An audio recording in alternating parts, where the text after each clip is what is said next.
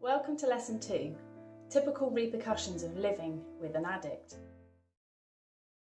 In Lesson 1, I talk about how life is for you now, your strengths, what's important to you and what's not. You should now have a much clearer idea of where you're at, which is really important if you want to move forward and let go of anything that's holding you back. In this lesson, I'll share some amazing insights into how living with an addict can affect your life in a profound way. You'll start to get light bulb moments and realise why you do the things that you do. When I talk to people about my experience of living with a father that was an alcoholic and how it affected me, they start to realise that they've experienced similar things. I've shared information about feeling on edge as an anxious person, as an anxious adult, and how that was created from the fear I had of my dad. Now you have spent some time thinking about where you are in your life, what areas you'd like to change. We need to understand where this came from and how it all came about. Do any of these sound familiar? Do you ever say yes to people without even thinking about whether you want to do it? You may not even consider if you have the time, energy or inclination. Maybe you find it hard to express how you feel, and so people struggle to understand where you're coming from. You may get angry and frustrated towards them instead. Do you feel super aware of what's going on around you? You check out your environment when you're out, seeing what others are doing, feeling on edge, anticipating others' actions, and ultimately you don't feel safe. Do you struggle with personal space and hate people being too close to you? Do you try and fix other people and feel you're the only one that can help them? Do you hate the unknown and really struggle with change that's out of your control?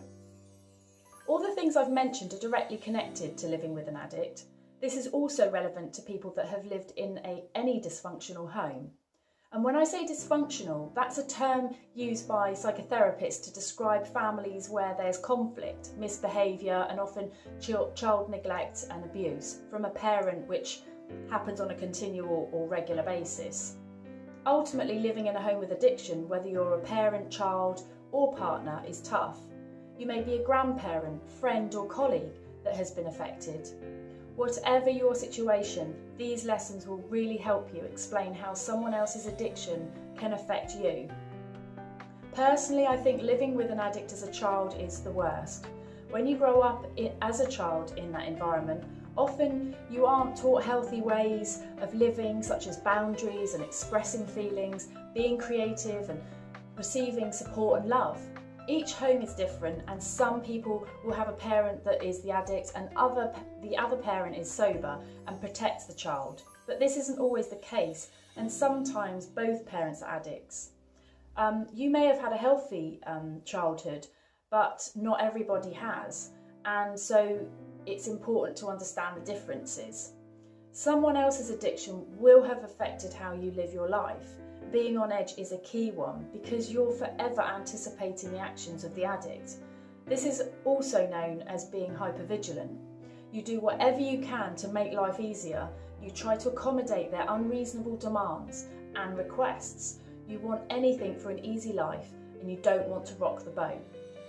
You aren't sure of their reaction, so you do whatever you can to keep the peace. Money can often be a struggle. The addict is busy spending it on their drug, and it makes the family home situation a lot more stressful. If you were a child in that environment, then you may have had to go without the basics.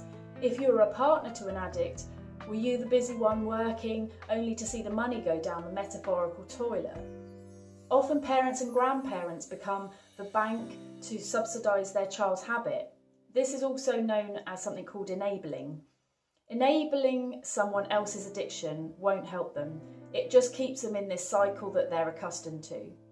Some people will justify the actions of giving the addict their drug of choice or money because it's within their control, and allowing it in their home is better than letting them go out somewhere and they've got no idea what they're doing. They perceive it as a safer and kinder option. But in my experience, the kinder option is generally the harder one.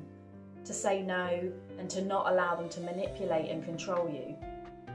Addicts are very clever and can manipulate and twist situations to make you feel like you're in the wrong, whether you're a child or an adult.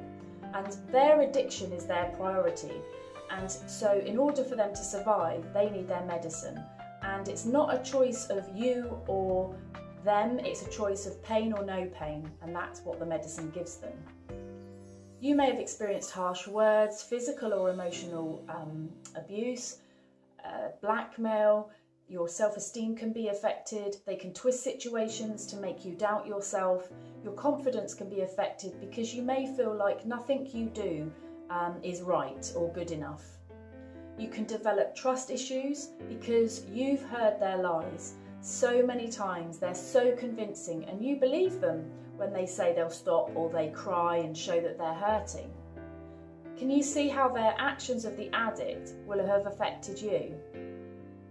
There is so much more to living with an addict which I can't possibly cover in these 4 lessons, but I am very passionate about raising awareness so people can understand why they act and feel the way they do. No one is at fault here, I really do believe that. But I don't condone the actions of people that have physically or mentally abused another, but there are reasons for it. There are reasons why we all do the things that we do, but we all have to take responsibility for the choices that we make, because they are the right ones for us at the time, but we do have to accept the consequences. You may have given away your personal power to the addict, given up, given in, or whatever it may be, because after a time it just wore you down, or you were too young to know any better. You need to claim back your personal power and know that there is no one in this world that can make you feel or do anything that you don't want to do. Some people find that really difficult, but ultimately we are responsible for our own actions. It's just a case of us standing up for ourselves.